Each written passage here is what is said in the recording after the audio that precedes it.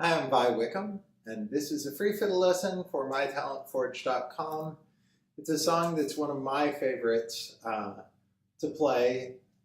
It was also one of my grandma's favorite tunes, and I used to play it for her when she was in the nursing home.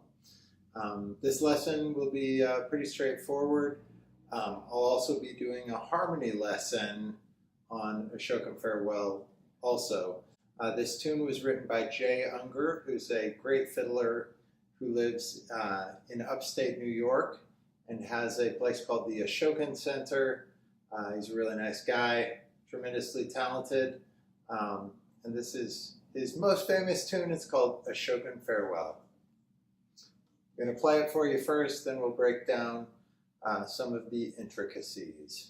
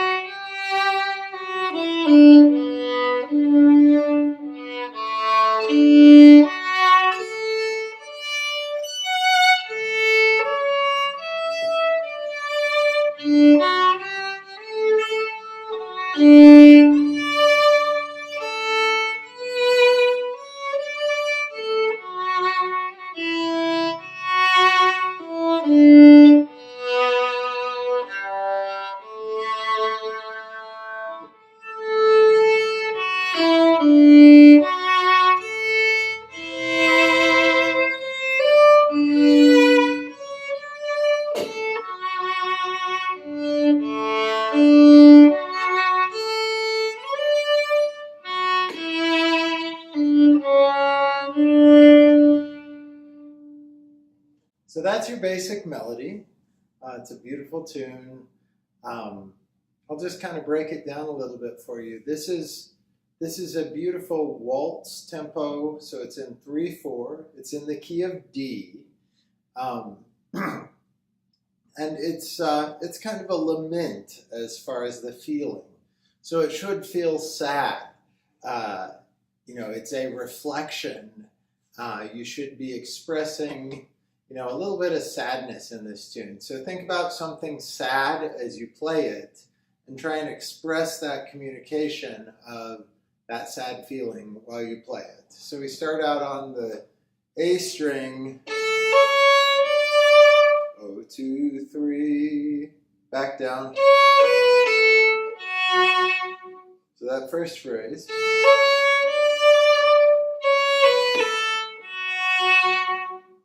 And that's kind of the rhythmic pattern. Do va do, ba do va do. And then that rhythmic pattern repeats do va do, ba do va do do.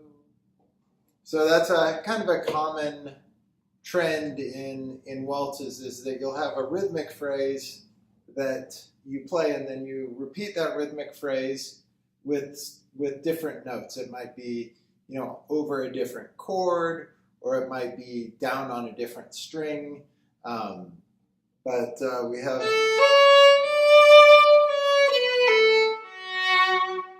then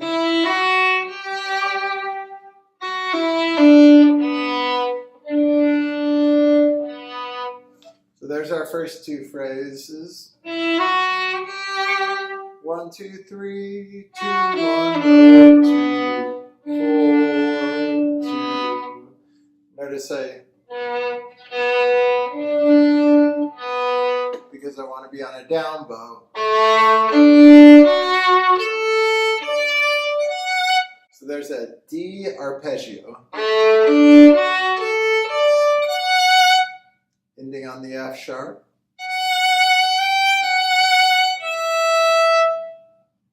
So that's kind of our first segment. So I'll play that together.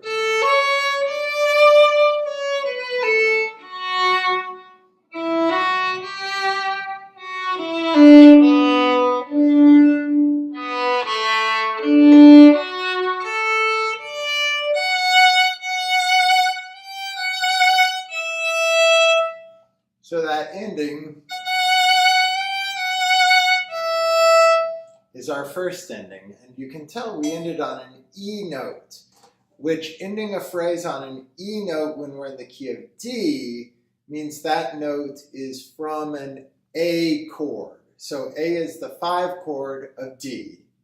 That note, that E note, tells us this is an A chord.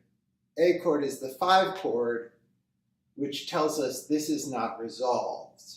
So we need to go back and repeat that A phrase.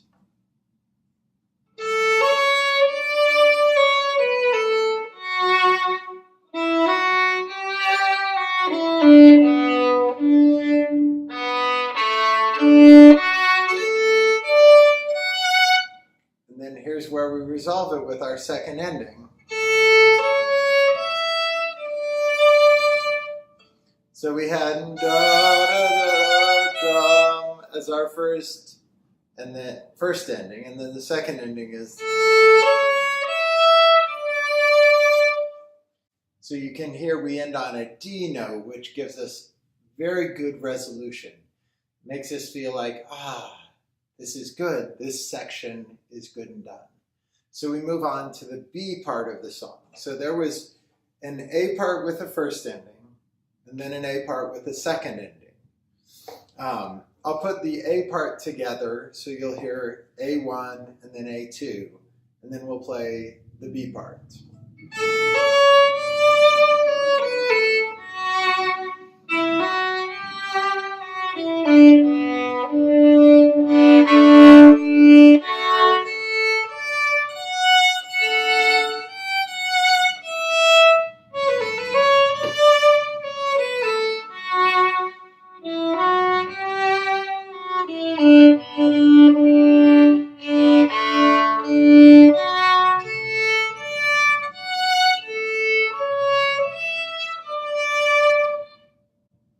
So that's our A part. Now you'll notice I added a little bit of variations in there. I added a little bit of flourishes. So you're welcome to take any of those little additions that I did that time and incorporate it into your version or to work out your own. So the first time I played that through, I played it pretty straight so that you can learn the melody. Then the next time you play it, you can add a little bit of your own personality to it. Being as this is a slow, pretty song, we want to make sure that our bowing is really smooth throughout the whole bow stroke. I don't want to do...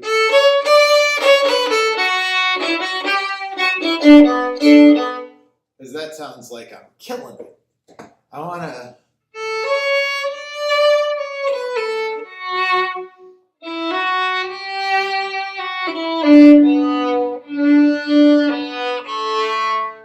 So really let some emotion out, let some expression, add some dynamics. Keep your bowing smooth. So smooth bowing. It'll also help if you tilt your bow a little bit so we're touching with less hair. So if you tilt your bow forward so that the hair is pointed towards the bridge and the stick is a little more towards the fingerboard, that'll give you less surface area of a violin bow hair touching the string, and will make things a little softer for the amount of pressure you add with your right hand. So now we're on to the B part.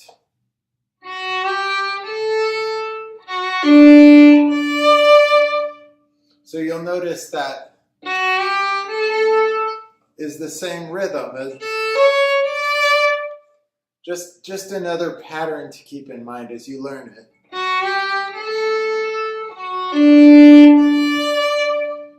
So that's our first phrase.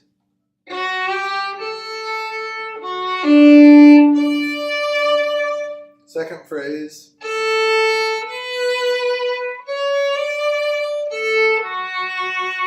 So that has like a little bit of a Scotch snap in there. It's a reverse swing.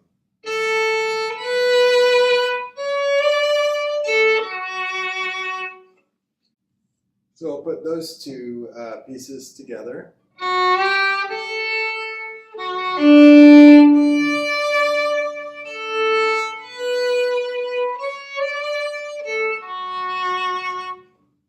And now for the third phrase of the B part.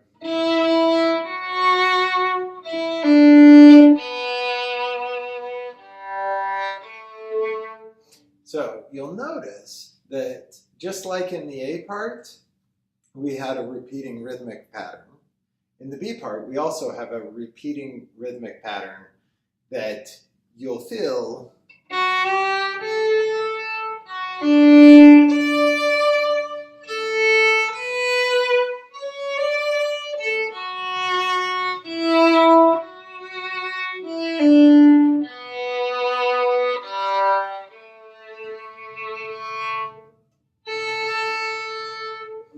So now we're on to the next phrase of the B part.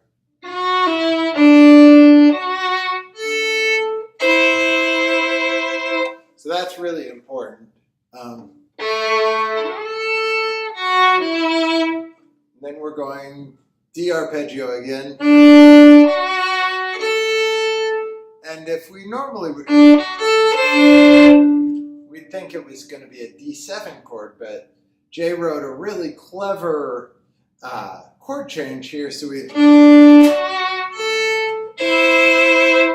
goes to a C chord, which isn't a normal chord to go to when we're in the key of D. It's a flat 7 of the key of D, or it's the 4 chord of the 4 chord.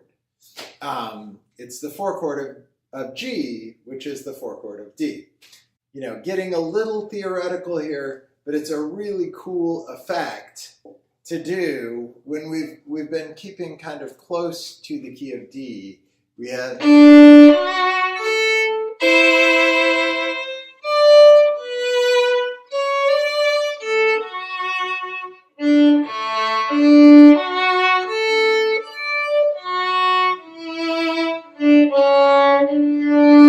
so.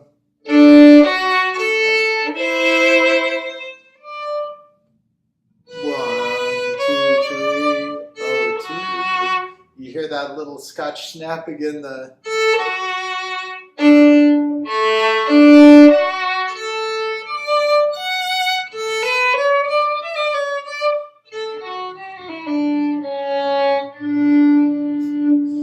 so we can end it any number of ways, but as we're looking at it, we go 1,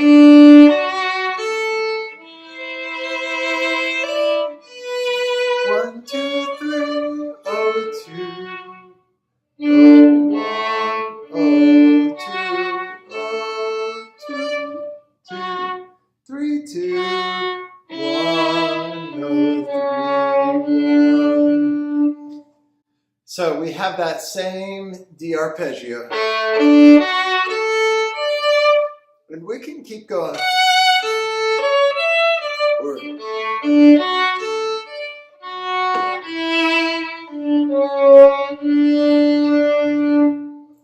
And that's it. That's the song. It's really important with it being such a beautiful, expressive song that when you play it, that you add some of your own emotion to it. And remember the rule of rubato. What you take, you must give back. So if we stretch out a phrase here, the next phrase may have to be a little tighter so we stay within the rhythmic structure of what our guitarist or mandolin player or other accompanist is playing, because it's gotta keep rolling rhythmically. So here it is again, Ashokan Farewell. Thank you so much for being here for this lesson. If you've enjoyed it, I hope you come to mytalentforge.com to enjoy and visit and learn. We've got a whole lot more lessons for you there. This is Ashokan Farewell. Here we go.